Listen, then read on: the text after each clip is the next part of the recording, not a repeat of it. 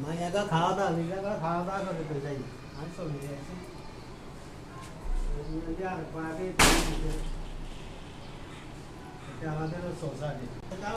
হ্যাঁ হুজুরের সাথে আরো আরেকটা হুজুর ছিল মোটা করে